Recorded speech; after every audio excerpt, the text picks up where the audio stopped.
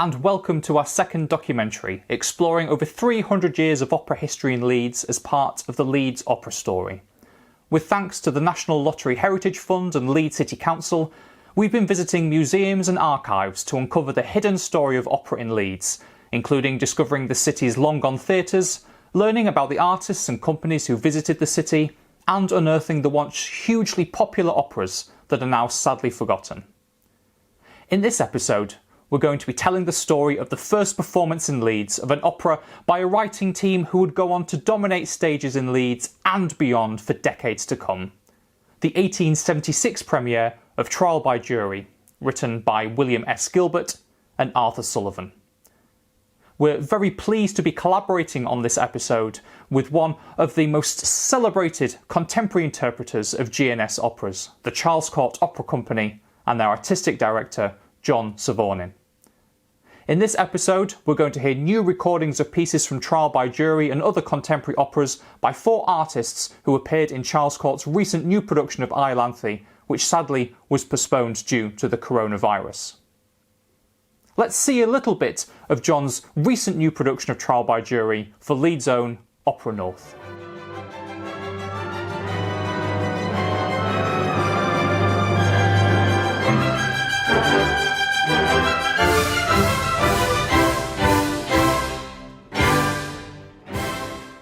Let's hear a number from Trial by Jury. This is Come the Broken Flowers, performed by Catrine Kirkman. Oh, the season vernal, time may cast a shade, sunshine, if eternal, makes the roses fade. Time may do his duty, let the thief alone. Winter hath a beauty, that is all his own, that is all his own. Fairest days are sun and shade, I am no unhappy maid, where the flowers till they fade. Happy be thy life, O maid, happy be thy life, O maid, I am no unhappy maid, unhappy maid. Trial by Jury premiered in London in 1875, arriving in Leeds 1 year later. Prior to Trial by Jury, Gilbert and Sullivan had collaborated on one other work, Thespis, in 1871, with the two having successful careers outside of the partnership, Gilbert as a writer and librettist, and Sullivan as a composer. It was Richard D'Oyly Carte who brought the pair together again to partner on Trial by Jury in 1875. I asked John Savournin about his recent production of the opera for Opera North. I think that the thing that struck me when I started looking at Trial by Jury for the second time, as I had directed it previously for Charles Court Opera, was to find a real anchor for the voice of the chorus in the piece, who are very opinionated. They refer to the defendant as a monster who should dread their fury, and by turn they are extremely taken with the plaintiff, who is, as far as they can see and as far as the jury describes, is incredibly beautiful, and they say that they love her fondly and would make her theirs. And it struck me that it would be great to find some credence for this very sudden emotional attachment that the chorus has as a body. And so it brought me to the idea of celebrity and the idea that it's possible to be very attached to somebody that you have never met because of your experience of them through the media. And at the same time, I didn't want to necessarily take away from the flavour of the original setting and that the Victorianness of the language and the sound of the music, and so I settled upon something around 1930s, and a film star who had been jilted by her lover, and that she was taken to court and set up set her up as somebody that really feels like she might be the star of Singing in the Rain or something similar, and that the interests of the chorus as a body would then feel very ramped up and have very high stakes, which of course it does naturally in the piece already. The premiere production played at London's Royalty Theatre in a bill alongside Offenbach's La Péricole. French light comic opera was familiar and popular with London audiences, with them more often than not hearing the operas in English translations. Here is Matthew Siviter with a song from another of Offenbach's popular works, Madame Favart, which we know played in Leeds at least once in 1880, but likely on many other occasions as well. The song is called There's Very Little in It, and it's in the original 19th century English translation by H.B. Farney. From the oven hot and vasty, when you draw a noble pie, how superb appears the pasty, every tooth would like to try. But is it only stuffing, its proportions but a dream, for good pastry is but puffing, and pies are not what they seem.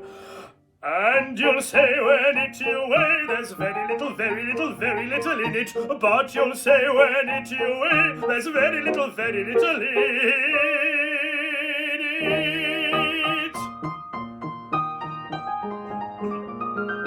Now the chant of politician runs on better times to be. Income tax will bear remission, malt be taxless, also tea. Bayonets will ne'er get rolled up, ironclads ne'er sink at sea. Peasants' holdings ne'er be sold up, ah, how sweet that dream would be. But reflect and you'll detect there's very little in it. That and more we've heard before, there's very little in it.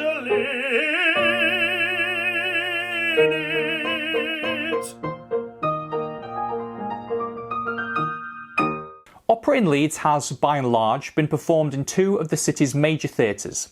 Firstly, it took hold in the Theatre, which was Leeds' first theatre built in 1771, and then from 1878 audiences flocked to Leeds Grand Theatre to see performances, and which of course is still home to many opera performances every year, delivered by Opera North. However, in 1876, when Trial by Jury visited Leeds, it was performed in the Theatre Royal, just off the main Hedgerow Street in the city centre. Indeed, Trial by Jury was part of a double bill that opened this new theatre. The reason for this was that the 1771 theatre had been destroyed the year earlier, and it would be another 2 years until Leeds Grand Theatre opened just up the road on New Briggate Street. The Theatre Royal began life as a casino and concert hall in 1848. Whilst it wasn't licensed for theatrical entertainments, so they couldn't charge admission, they could charge admission into the casino, which provided you with as much beer and tobacco as you might require during your stay, and which happened to have live entertainment playing in the background. Rather than plays and operas, the concert hall, which would soon change its name to the Alhambra, then the Amphitheatre, would play host to popular lower-class entertainments, such as circuses, horse shows, or, as here in 1859, dog acts. As the 1771 theatre began to fall into disrepair, and it was ever more difficult to shift seats for a theatre positioned on the south side of the river, the city centre venues, the Princess Theatre and the Amphitheatre, began to pick up some of the operatic business. Here, in October 1866, the Amphitheatre played host to a touring troupe of some of the finest London singers of the day from the Italian opera, performing Faust, Il Trovatore and Don Giovanni. The amphitheatre burnt down in 1876, which was a common end to life for theatres of the time, before being rebuilt in record quick time to reopen the same year, this time with the new name of the Theatre Royal. It would go on to have a more respectable future, including being noted for its Christmas pantomime. Trial by Jury was part of the opening night on the 2nd of October 1876, in a double bill with Offenbach's The Archduke. In this Leeds Intelligence and newspaper report of the performance, it's clear that the newly minted team of Gilbert and Sullivan were the ones who caught the attention of the reviewer, rather than the revered opera by Jacque Offenbach. What's also interesting from this is the mention that audiences would be familiar with the opera through the published score and performances in adjacent towns. Still, in 1876, Leeds was often behind the curve, with visiting companies taking new works to neighbouring theatres in places like Sheffield and Hull before they eventually arrived in Leeds. Here's the report of the first trial by jury in Sheffield, which toured the city 1 year before it arrived in Leeds in 1875. Opera would largely move to Leeds Grand Theatre from 1878, but the Theatre Royal would remain host to plays and pantomimes up until 1959, when it was sold to Schofield's department store. The core shopping centre now stands on the site where the Theatre Royal once stood. By 1876, audiences in Leeds were able to experience a wide variety of operas, everything from traditional English ballad operas such as John Gay's The Beggar's Opera, to contemporary grand English operas such as Wallace's Maritana, to the dramatic Italian works of Verdi such as La Traviata, to the comic French operas of Offenbach and Auber. In 1891, however, when the renowned Carl Rosa Opera Company visited Leeds, the Yorkshire Post noted that audiences in Leeds are so much more accustomed to opera bouffe than to serious opera that their predilection for what is, from a musical point of view, a work of the flimsiest possible kind is perhaps natural. The Carl Rosa Opera Company, who would doubtless and with justice think it beneath their dignity to perform, let us say, pieces from the Gilbert and Sullivan repertory. We see around this time a notable shift in critics towards downgrading light opera and raising the worth of serious opera, which would go on to create a rift and snobbery between audiences of lighter works, Gilbert and Sullivan and musical theatre for example, and more serious works, Puccini and Wagner. But that is a conversation we'll pick up in a later episode. One of those popular 19th century pre-Gilbert and Sullivan composers was Daniel Auber. A number of Auber's operas visited Leeds in the 19th century, with the Crown Diamonds appearing on many occasions. Here is Llio Evans with To You I Resort from the Crown Diamonds, in an edition of the opera prepared for publication in the 1860s by none other than Arthur Sullivan.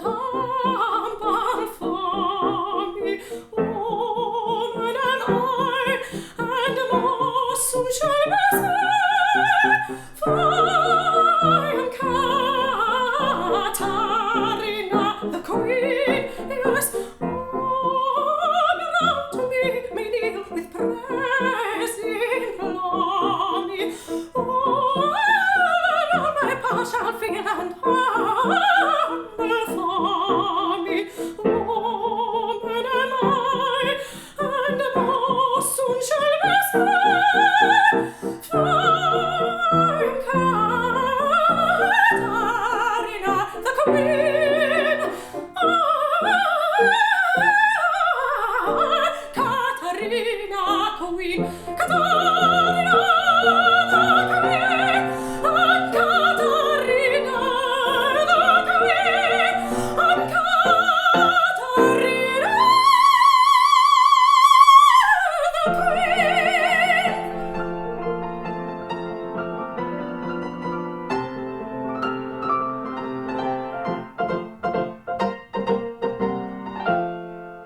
Trial by Jury took London by storm following its premiere in 1875, and Gilbert and Sullivan would quickly form the most celebrated and successful writing partnership of the day, perhaps of all time. Promoted by the theatre impresario Richard D'Oyly Carte, who produced Gilbert and Sullivan's operas and who created the D'Oyly Carte Opera Company to tour performances across the UK and beyond, GNS operas would become a firm favourite with audiences for well over 100 years. At one point, the D'Oyly Carte Opera Company had 5 different touring companies out on the road at the same time, meeting demands from audiences and theatres up and down the country for GNS operas. The touring circuit was vastly different around the turn of the century than it is today. With limited competition for entertainment, no television, no radio, most towns would have a thriving theatre, playing host nightly to professional touring companies and musicians. What's even more striking is that most musical companies didn't travel with their own orchestra, so each regional theatre up and down the country would have its own band of professional musicians, employing thousands of musicians every night in small towns and cities up and down the UK. Whilst the professional D'Oyly Carte Company would continue to tour for over 100 years, amateur performers quickly embraced Gilbert and Sullivan operas, with community companies springing up and down the country. The Leeds Gilbert and Sullivan Society was one of the first amateur companies, starting life in 1909, and it's still thriving today. From 1926, we have this rather wonderful photo of boys from Beeston School in Leeds performing Trial by Jury. But amateur operatics didn't start with Gilbert and Sullivan. Back in the 1860s, we have reports of the Leeds Rifles Volunteers putting on amateur operas at the amphitheatre, where Trial by Jury would appear in 1876. Here is the Leeds Intelligencer newspaper report of an amateur performance of Guy Mannering in 1865. It features notable local amateur singers who are said to be little inferior to the qualified professionals. And in Leeds today, along with our company, Northern Opera Group, performing at least one community opera per year, we have Leeds Youth Opera and student companies at the University of Leeds and Leeds College of Music putting on amateur operas every year. I asked John Savournin why Gilbert and Sullivan's operas continue to be so popular today. The enduring appeal of these operas is partially that they are still very topical. They're particularly in operas such as Iolanthe, there are still some wonderful lines in the libretto that we can absolutely resonate with now, and often the stories in general are timeless stories.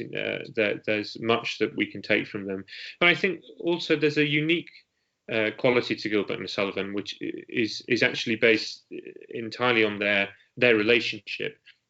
Gilbert was quite a dry and an academic character, but who was able to find so much wit in his writing, and also was daring to be quite biting at times, and satirical.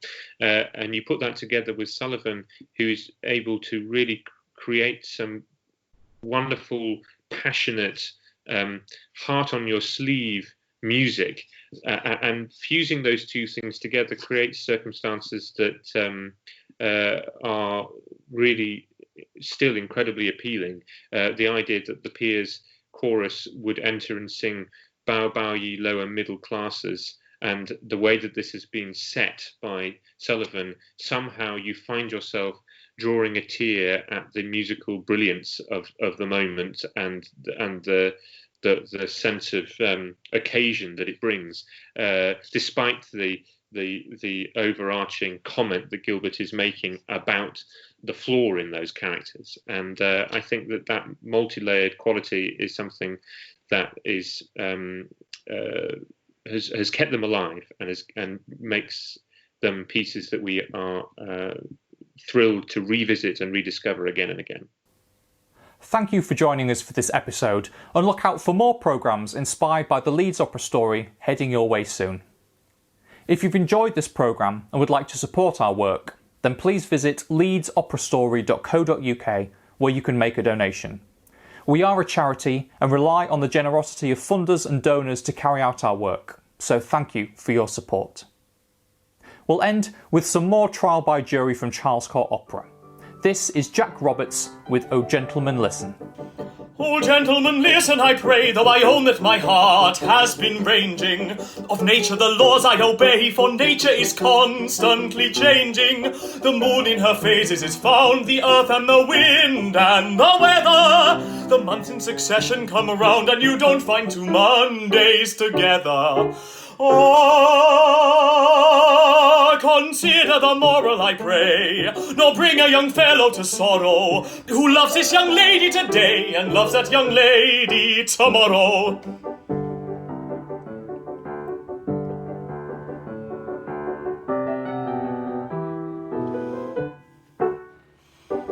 You cannot eat breakfast all day, nor is it the act of a sinner, when breakfast is taken away, to turn his attention to dinner. And it's not in the range of belief to look upon him as a glutton, who when he is tired of beef determines to tackle the mutton.